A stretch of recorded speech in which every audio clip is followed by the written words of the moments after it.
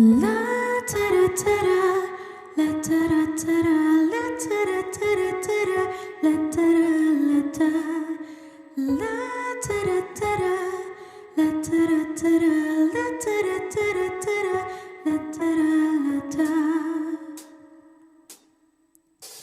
Mama, kumusta na di na?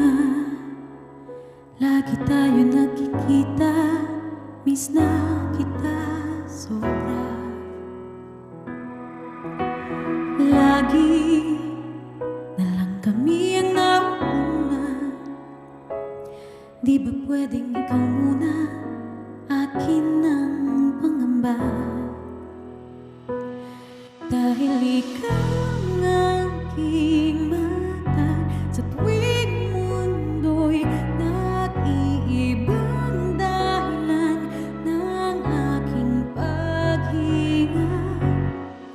Kaya huwag mag-alala, ipikit ng iyong mata, tanang pahinga muna, ako nang bahala. Labis pa sa labis ang iyong nagawa, mama, pahinga muna, ako na.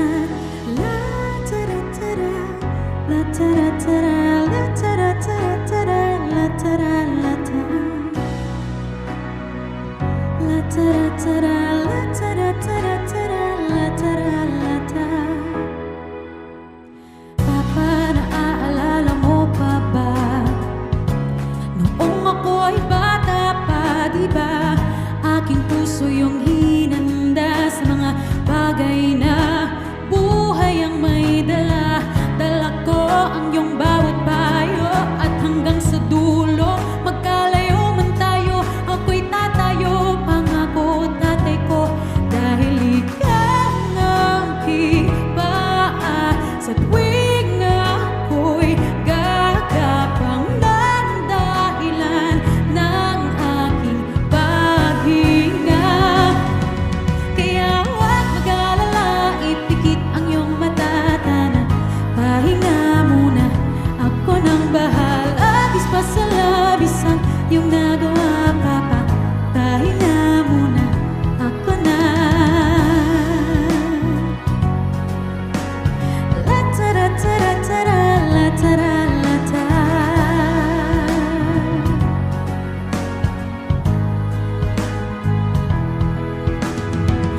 Di ko na sasayangin pang mga natitirang paghinga, tutong mga kung saan naroon ang mahalaga. Oh, kahit na kailan pa may di mawawala, pagkat dala kong mapa, saan man mapunta alam kung saan nagmula.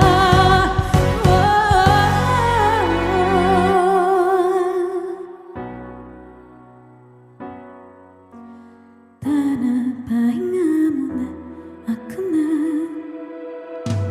Huwag mag-alala, ipikit ang iyong mata, tana, pahinga muna, ako nang bahala. Labis pa sa labis ang iyong nagawa, mapa, pahinga muna, ako na. La tara-tara, la tara-tara, la tara-tara-tara, la tara-la-ta. La tara-tara-tara, la tara-la-ta. Mapa, mapa, oh, mapa, pahinga muna, ako na.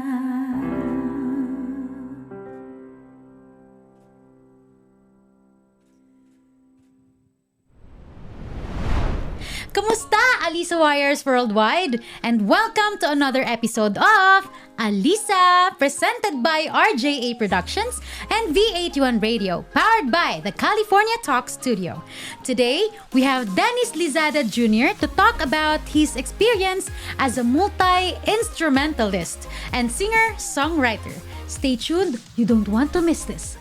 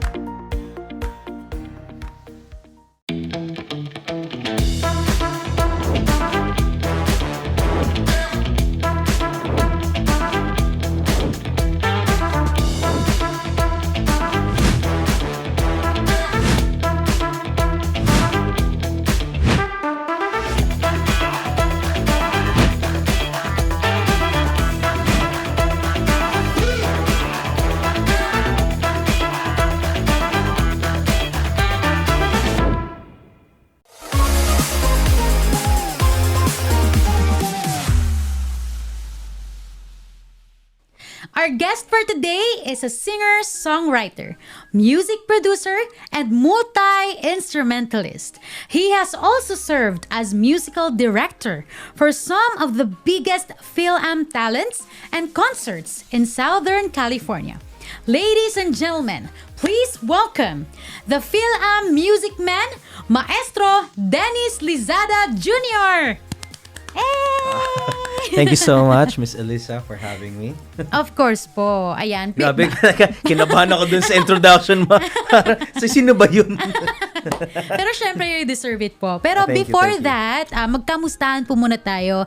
How are you these days po and what's keeping you busy? Actually, for the past couple of days, medyo nag-die down ako ng konti with the activities. Coming from 3 weeks of shows na from different artists. This is the week na medyo pahinga ako. But yeah, that's the only thing that really keeps me busy is yung pagtugtog and some coaching and production on the side din. Oh, wow. Pero we really appreciate po na napasama pa kami sa iyong yung pahinga mo, di ba? Oh, no, it's okay. This is my pleasure. Yes po. Thank you very much for gracing this episode. Pero syempre po, we've prepared a few questions for you. And for the first one, you are a multi-instrumentalist. Yes. Can you let our audience know how many instruments you play and what are they? Siguro by historical events na lang ako para maalala. I really started out nung elementary ko with violin. That was my very first instrument. Funny enough, hindi siya ganun ka-attractive during that time para sa akin. So parang, okay, let's try something else. Then my next instrument was really the guitar. High school na to, typical na classroom setup, pag break time, nasa corridors kayo ng school, magja-jamming kayo ng mga kaklase nyo. So that really got me into playing the guitar dahil yung mga kaibigan ko, lahat tumutugtog. Also, during my high school years, napahawak din ako sa bass guitar, which is very similar to the guitar, konting changes lang sa fundamentals, but it's almost the same. And then konting drums just for fun. Just for fun. I don't say I'm a drummer, but if you ask me to sit down and to jam with somebody, may itawid, kumbaga. And then my last instrument is the keyboard or the piano. And I fell in love with it ever since and up to now. It's one of my most I would consider my strength as a musician. Oh, wow. Yeah. Wait lang, parang di ako makamove on dun na. Violin, guitar, drum, and piano. Yeah. Basically, yes. And nabalitaan ko po na you can sight read. Yes. Yes. Sight read, yes. But yung level of complexity siguro not to the level that I want it yet. Kaya I'm still trying to improve my end on that. Yeah, of course. Pero grabe yun. Parang ako nga nahihirapan na akong piano pa lang. Pero that's po talaga. That's what makes you maestro. Diba? Thank you, So, yes. okay. So for my next question, how did you start playing? And when? No, mag-start po muna tayo dun sa how did you start playing? Ng Instruments. any of the instruments? Yeah. Yeah, like I said, yung violin was parang extracurricular ko lang nung elementary ako. Then, the guitar was really influenced na ng mga kaibigan ko dahil nga a lot of them played. Okay. And realistically, kaya lang naman ako napapwesto sa keyboards at that time is because ito yung nauuso yung mga battle of the bands within the school, you know. And ang nangyayari kasi nung time na yun, sa dami kong kaibigan ng gitarista, halos lahat nag-aagawan na ako magli-lead, ako magre-rhythm. O yung iba nag-adjust ako sa bass guitar, which is kaya napatak din ako doon. But nobody really liked or siguro nobody really preferred to play the keyboard or the piano. Kaya doon din ako naengganyo to learn na ito yung laging nababakanting spot, at least for my high school years, no. Sige nga, let's try to learn it, let's figure it out. And luckily enough, salamat sa YouTube University, ano. we were, our age is very lucky to have this resources. Pero even then, yung YouTube tutorials wasn't as complex and as easy to grasp, kumbaga, sa ngayon. So, the way I really learned the piano was more of, hawak ko yung gitara ko, titapin ko yung isang string, let's say yung pinakataas na string, I'll find that kung nasan yun doon. Oh. Hanggang sa mabuo ko yung chord sa kamay ko ng gitara, na mabubuo ko yung chord sa piano. So ito pala yung full chord. Kasi wala akong formal training eh. Okay. So, I kinda had to, parang nangapa ako sa lahat ng pagtugtog ko or pag-aaral ko ng pagtugtog. Nangapa talaga ako in the way that I think will work for me. Yeah. Yeah. Opo, kasi 'di ba sabi nila parang iba-iba din, like with the strings, 'di ba? Yung number of strings nila, iba pa rin yung posisyon Yes. ng chords. Yes. Yeah. 'Di ba? So grabe 'yun. with you, 'di ba? Actually, honestly guys, natakot ako ngayon kasi baka mamaya sinasabi niya na sa akin na yung tawa ko is F sharp minor. Hindi naman ako perfect pitch, ano. That's Okay. madami Okay, actually nag-aano niyan eh, na baka perfect pitch ka yung, well, I know I'm not perfect pitch, pero may relative pitch ako, which Okay. is kahit malayo kita, basta marinig kita, I will know kung off ka or hindi. Oh yeah. Pero not perfect pitch. Ang perfect pitch kasi nasasabi mo kahit wala kang instrumento. Itong, yung F sharp mong nota mo. Yes. Oo, na-experience ko yan kasi ako, I actually studied Bachelor of Music in Saints ko in the Philippines. And then yung teacher ko is Ka pala. for 2 years. Okay. Yeah, for 2 years. And then, nagkakabiruan. Tapos, parang nagsabi siya na yung hikab mo is G flat major. Mga ganon-ganon. So, dun ko na isingit yung sa pagtawa ko. Pero, buti naman. Buti na rin. Oo, yeah. Oo, pero grabe yun yung dedication mo with your passion. And since nasabi mo na kanina on how you started the instruments, yung nung bata ka pa. Yes. Do you have like a specific age na figure out mo na you have a passion for music?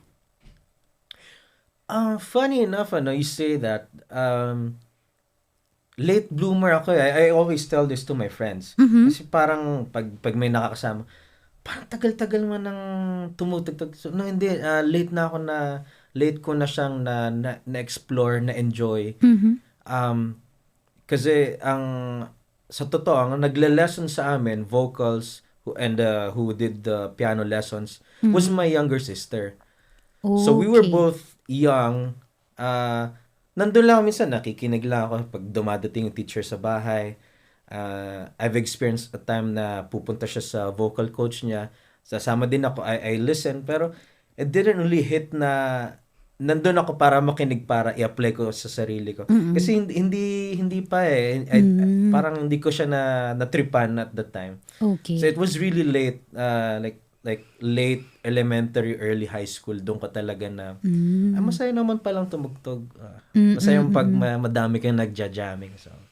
Yeah, and I actually took note of that you started with violin.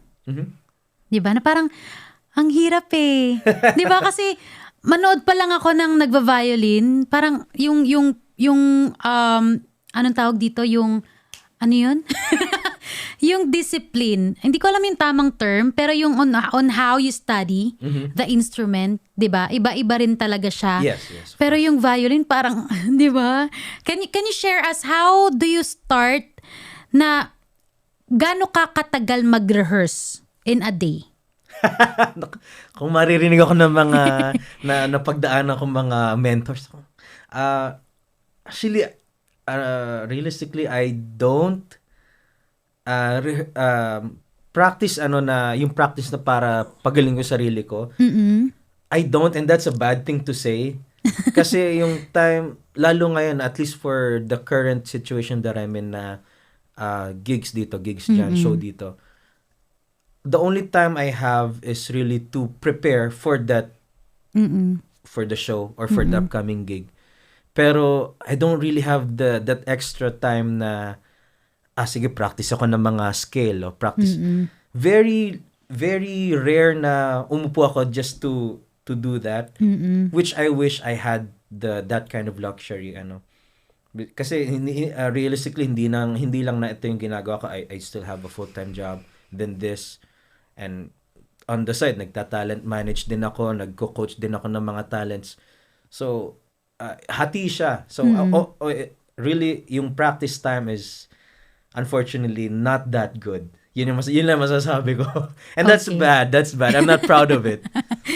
Pero syempre, din naman 'di ba? Parang yung practice makakatulong, 'di ba? Pero with your case parang hindi na nga kailangan. No. Actually, yung kasi meron ako mga kino-coach, may mga mini-mentor din ako mga artists. I recommend sa kanila na mag-practice kasi ito namang mga to, they are focused on their craft na eto singer, guitar player, singer-songwriter. So I'm just trying to help them hone yung skill nila. With that said, mas may time sila na dito lang yung gagalawan ko, but I'm not even limiting them din But with that said, yun nga, since kita kong yun yung focus nila, I encourage na ito yung practicein mo, ito yung time na allot mo for that. And realistically, yun ang payo ko, at least 10 minutes a day, every day, is really so much better kaysa yung once a week na 5 hours. Yeah. Kasi I think at least how I feel is muscle memory siya. So para sa pagkain, sorry halata sa yung parang sa pagkain yan eh. You do it every day for a short amount of time na parang laging alam na ng katawan mo kailan kakain. Alam ng katawan mo kung oras na ba ng kakain or something like that. It's part of your routine, it's part of your muscle memory. So kaya yung short frequent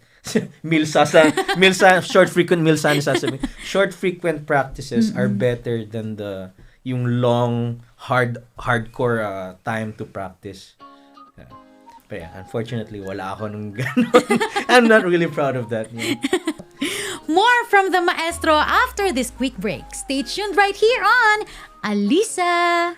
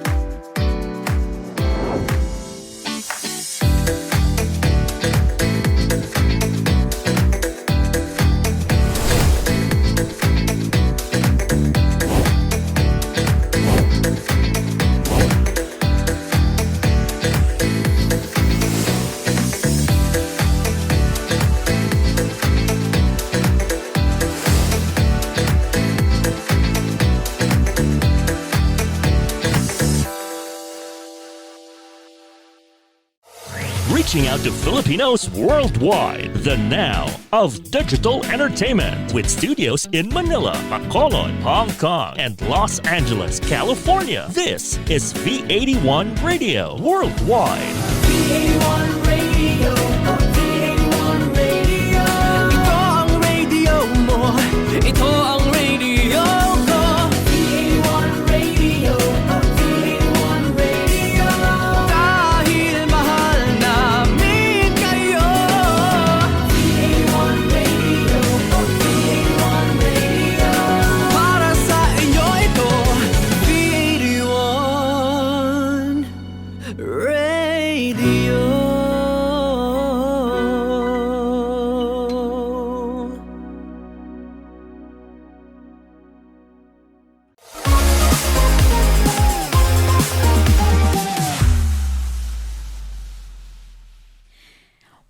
back to our show. We have Maestro Dennis Lizada Jr. here in the studio talking about his life as a multi-instrumentalist and singer-songwriter. Okay, so to continue our conversation for earlier, you are the founder and producer of Midi Productions. Yes, that's correct. Can you tell us more about that po? So, Midi Productions really started out na parang pang-sarili lang yan. Really for me and just the close friends, or particularly my partner right now, na if she needs yung mga -1, mga areglo. Oh. So that's kind of where it started, really. Kasi I never did music arrangements or even produced music before that, before meeting my current partner right now. So, hanggang sa na-utilize namin yung opportunity na yun dahil she's in the industry. She's also in the music industry, I mean. So we're connected to a lot of really talented performers or artists in general. Kasi sabi ko, try nga natin kasi I know sometimes naghahanap si ganito ng gusto ng pa-areglo ng music niya, nagagamitin for a show or something. Sige nga, try mo nga i-connect ako sa kanya and I can start offering. Kaya nabuo din yung Midi Productions na yun, is so I can also utilize myself kung ano bang kaya kong gawin. Because like I said, I have no background per se sa pag-produce, pag-recording, nothing at all. Talagang as I did it, I learned it. Pretty much with the instruments that I'm playing too. But yeah, it's more of a production for music, and hanggang sa nag-expand kami for pati video, kinover na rin namin until branch out to multimedia, hanggang sa naging talent management na rin kami. So yeah, it kind of just started from that little thing na kaya ko ba? Kaya ba? So So, kaya po siya tinawag na Midi. yeah, kasi Midi actually is the abbreviation of my name and hers. Oh! Which is, and shout out to my very dear, supportive girlfriend ever, si Carmela Ariola. Yum. Yan. So, it's coming from Carmi, which is her, and then, the nickname ko kasi is D. So, Okay. kaya naging Midi. Yeah. But and a lot of people ask naging anong tawag ba nung Midi? Bakit Midi? Ano ibig sabihin? Well, it's multiple things. Midi is what I named it for dahil I always told her na it's her before me, kaya Midi, hindi naging D me or D ka or something like that. Yeah. So that's one. Second is I started out sa software using Midi files or Yes. MIDI files nga. But that's spelled as MIDI, but it sounds the same. So sabi ko, pwede. So two stones na agad lang natawa ko. And yeah, I guess that's pretty much where at least the name came from. Yeah, that's so sweet. Na, di ba kahit po sa production, you're still together. Wow, sana all. And like I said, I had no idea with the production, even with arranging music before I met her. I had very little, pero hindi siya, sige kung kailan na lang magkaroon ng ganyan. But when I met her, kasi sabi ko, at the time she was at the peak dahil galing siya ng Wishcovery season 1. She's a grand finalist of that one. Oh, that's why it's familiar. Yeah. So at kaya sabi ko parang kanina yung she might be what do you call it? Acquaintances with si Ma'am yeah. Rosa. But yeah, yun yung industry na ginagalawan niya. So at the time when we met, she was very busy with that. Nagsho-shows pa din sila. And she said, alam mo, kailangan ko ng -1 ng gantong kanta, pero walang available sa YouTube. Okay. Siyempre, ako naman, kunyari, ako nang gagawa niyan. Kaya ko yan. Kaya ko yan. Sa akin may paggawa siya. Sure ka ba? Alam ko yan. Kaya ko na yan. And that was the truth behind it, na a lot of the things I did was because I was inspired by her. I was motivated by her. Kaya, of course, also my family. Hindi nawawala yung pamilya ko because my family was always supportive. My mom, my dad, my sister. But a lot of these things that I'm doing right now is dahil yun yung na-enjoy namin gawin together then. Which is really the craft in music. Regardless kung performing ba yan or production or recording, whichever. Yeah. Yeah. Grabe. Thank you. Thank you so much for sharing that. Pero I have a personal question sa yung pag-arrange naman ng mga songs. Kasi syempre, I can relate na wala akong makitang minus one, 'di ba? Na ako madalas ang ginagawa ko pa yung itatype ko pa the best minus one of this song. 'Di ba? Yung mga ganon. Since ikaw yung nag-a-arrange ng sarili mong minus one, paano mo sinisimulan? Nagsisimula ka ba sa keyboard? Or rhythm muna? Or strings muna? So, none of those actually. I don't start with any of those. Okay. I start with sino ba yung gagamit? Okay. Who is this artist? What kind of artist is this I'm working with? What is their background? How do they want it to sound like?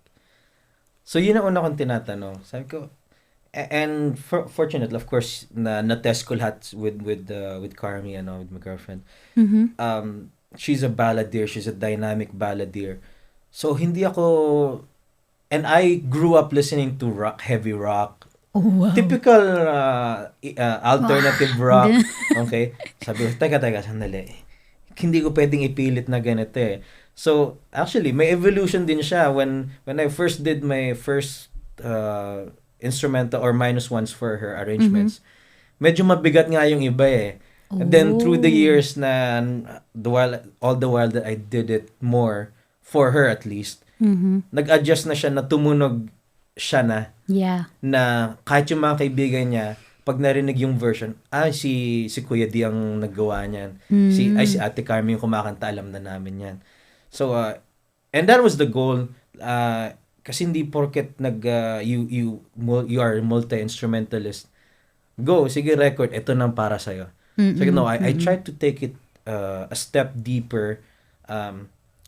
Kasi yun ang goal din ng artist mo eh. You have to help them showcase what kind of artist they are. Yeah. Versus what kind of musician I am. Kasi magkaiba eh, but that's part of the job that I learned through the years na mag-adapt din ako sa kailangan ng artist. Which is very important talaga, di ba? Na the music and the singer should be one. Para talagang mag-sync yung performance and it will be an outstanding talaga, di ba? Pero for my next question, you are a musical director for some of the well-known Fil-Am talents. What are the differences between being the musical director and actually performing with another artist or performing solo? Okay, so parang three-part question na, sige. Siguro I'll start with as a solo. So the thing is, I rarely perform solo. And I always say this sa mga taong nagtatanong kung bakit is, hindi ko talaga feel yung front line of the limelight. You know what I mean?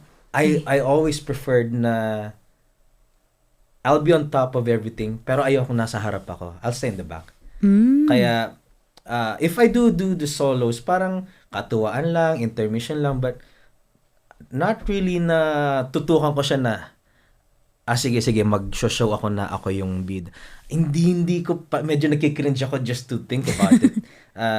Dahil pang-taong panglikod talaga ako is what I feel I'm best at. At the same breath is going to the next question na while I'm performing with other people,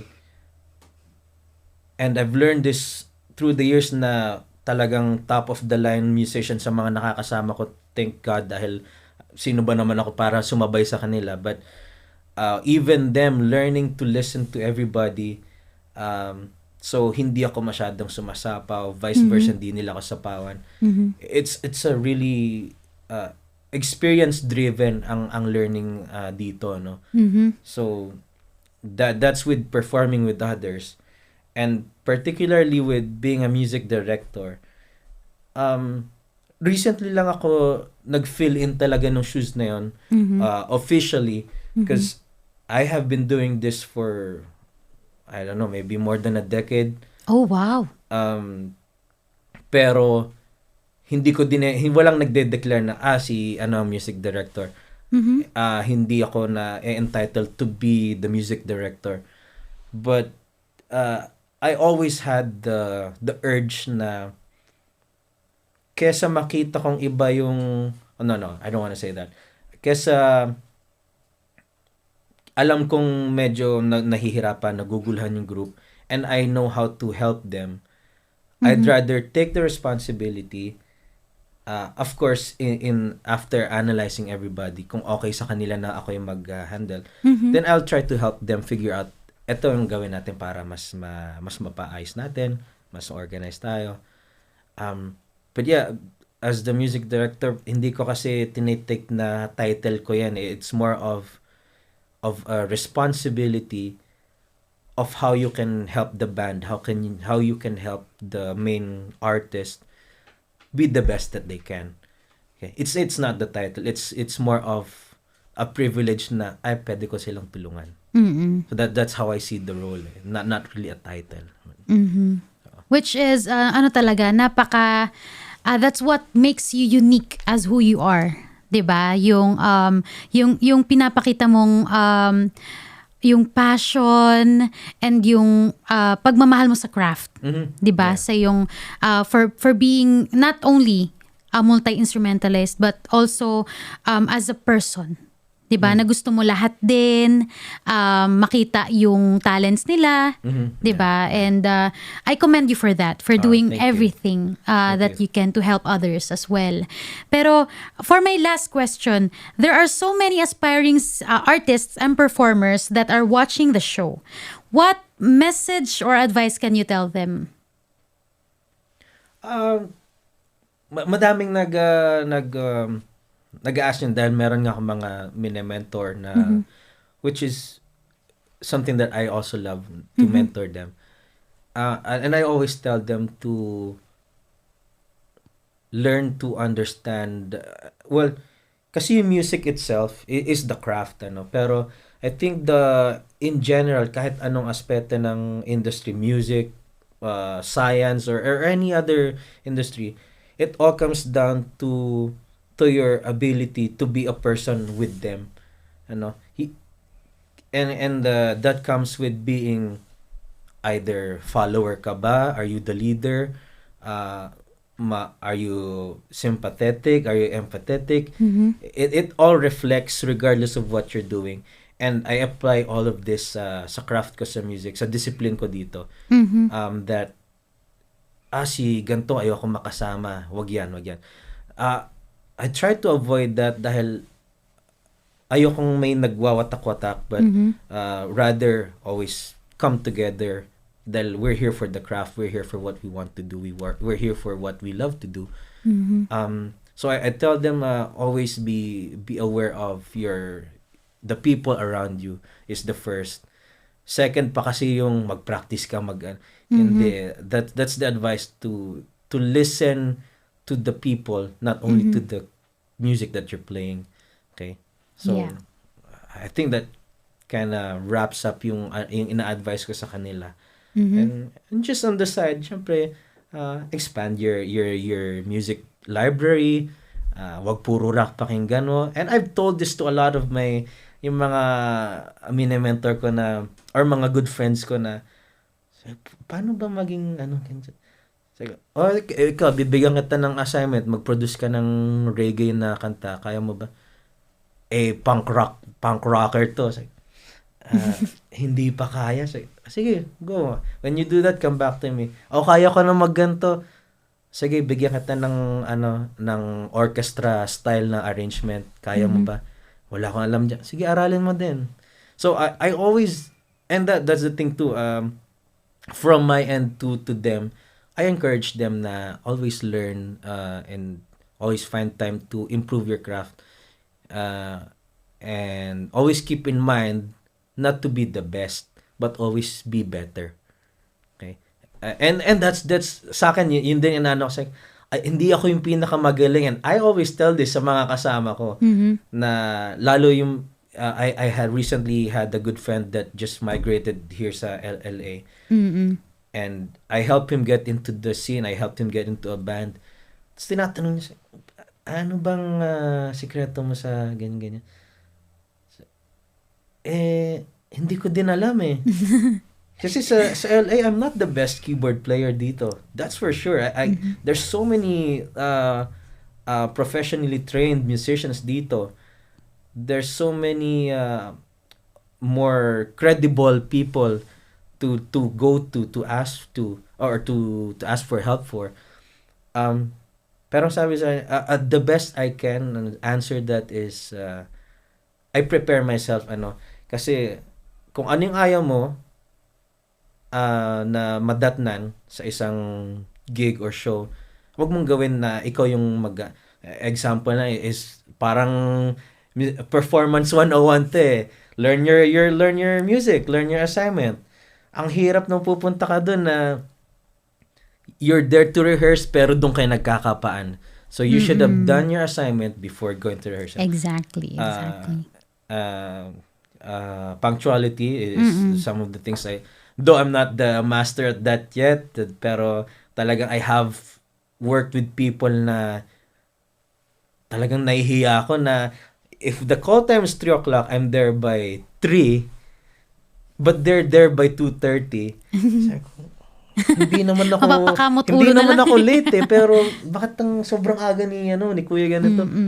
And those are the things that I always take na you still have room to improve. So that's part of yung growing and improving yourself, making yourself better every time. Yes. And sana nag-take note kayo, guys. Ang dami nun. Pero maraming salamat po. I hope you had fun. I did. It was a pleasure to have this time with you, Miss Alisah. Thank you so much. There you have it, Alisah Warriors. We've been talking to the maestro for quite a bit. Now, it's time to witness his talent. Presenting a V81 exclusive performance, here is Dennis Lizada Jr.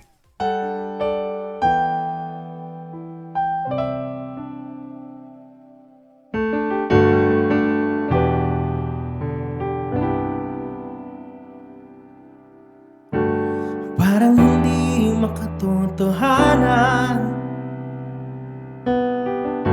na tayo'y nagkaroon ng pagkakataon na mas magkakilala pa.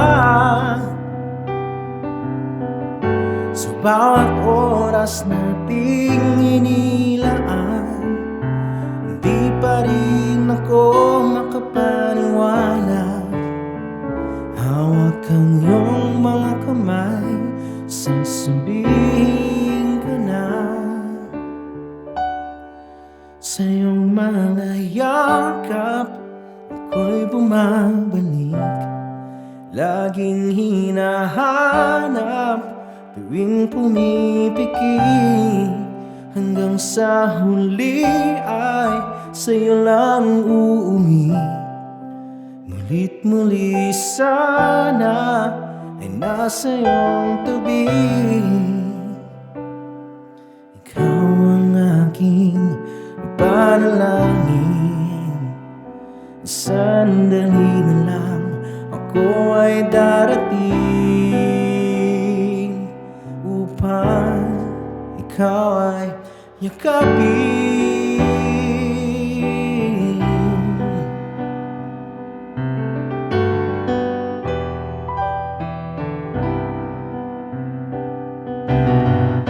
Sa bawat minutong lumilipas, walang magawa kapag naaalala ka. Sabi kong napadaanan, parang tadhanang naglapit sa ating dalawa. Hindi pa rin ako makapaniwala. Hawak ang iyong mga kamay, sasabihin ko na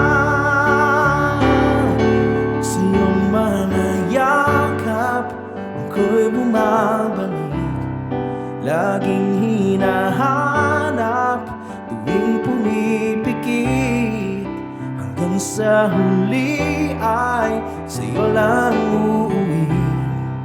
Mulit muli sana ay nasa iyong tabi. Ikaw ang aking panalangin.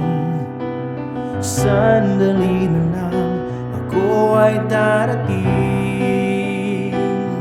upang ikaw ay aking matamo at mahagkan ng kahit tagal. Ipadama sa'yo sana ako ay nariyan.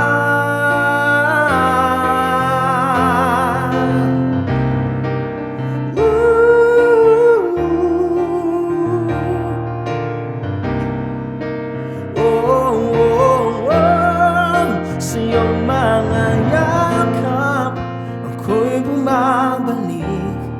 Laging hinahanap tuwing pumipikit.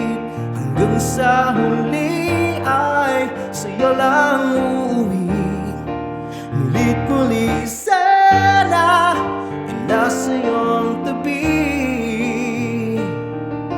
Ikaw ang aking panalangin. Sandali na lang ako ay darating upang ikaw ay yakapin. Ikaw ay yakapin. Ikaw ay yakapin. Ikaw ay yakapin. Ikaw ay yakapin.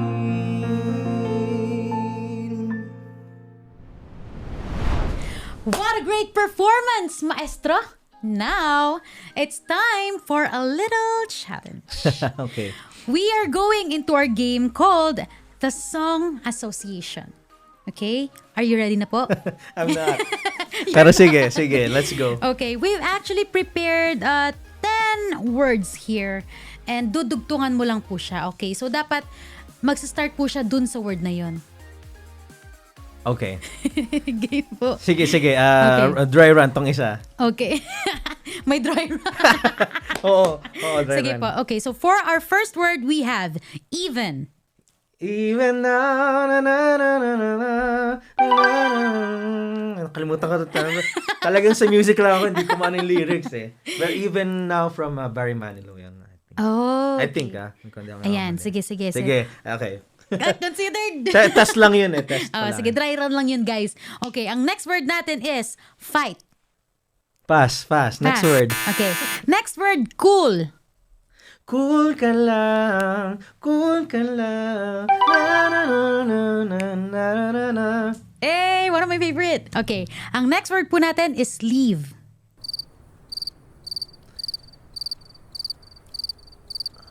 Pass. And next is again. Parang alangan ng mga words na simula. Hindi, ang hirap na simula ng puro ganyan na. Sige, next tayo. Ink. Di ba? Ang bagsak ko sa, Okay. mahina sa lyrics. We still have 5 words. Okay. And our 5th word is tagumpay.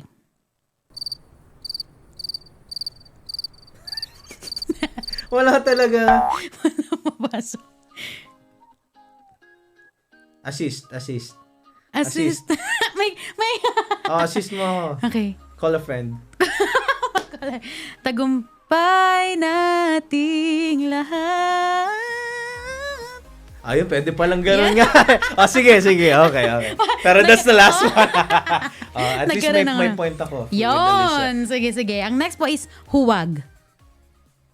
Huwag mo nang itanong sa akin, di ko rin naman sasabihin. Okay. Next is saan.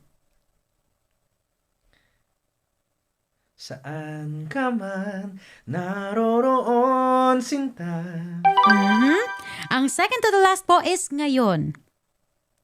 Ngayong nandito ka, puso ko'y sumigla, ang kulay ang buhay ko. Dahil sa pag-ibig mo, lahat ay nagbago na. Ngayong nandito ka, ngayong nandito ka. Yun! Gusto ko yung parang gusto ko ipatapos kay Maestro. Kala ko patatapusin niya. Okay. So for our last word, we have love. Love will keep us alive. Hey! Considered! Yun lang. That was so much fun. Fun, di ba? Fun. Capital P. Natetes That was so much fun po. Pero syempre, we have one final game for you. Okay. Meron kang dalawang options and pipili ka lang. Are you ready? Ready. Ladies and gentlemen, fasten your seatbelts because this is Fast 10. SoFi Stadium or Walt Disney Concert Hall? Walt Disney Concert. US Tour or Vegas Residency? US Tour. Grammy or Oscar? Grammy. Piano or keyboard? Keyboard. Classical or jazz? Jazz. Electric or acoustic? Acoustic. Live show or studio recording? Live show. Wine or whiskey? Ooh. Whiskey. Lechon or steak? Lechon. Sold out show or standing ovation? Standing ovation. Hey, let's go. Basic. Well, there you have it, Alisah Warriors. Maestro, tell everyone where they could find you online. You guys could find me at my personal Facebook, which is Dennis Lizada. My Instagram, which is _Zada_. So that's Dzada. That's what I try to go by sometimes. And YouTube, I'd prefer you guys check out Midi Productions. Vice versa, my Instagram and Facebook page also for Midi Productions. That's MIDEE Productions. Perfect. And you guys can find me on Facebook. It's Alisah Bonaobra. On Instagram, it's official Alisah Bonaobra. On Twitter, it's official Alisah. On TikTok, the real Alisah Bonaobra. And please do subscribe on my YouTube channel. I have a lot of vlogs there. It's Alisah Bonaobra. And you can follow all my music on Spotify under RJA Productions. It's Alisah Bonaobra. There you have it. That was another episode of Alisah. Super thank you to our presenters RJA Productions and V81 Radio. And syempre, powered by the California Talk Studios. This has been Alisah. See you again next week.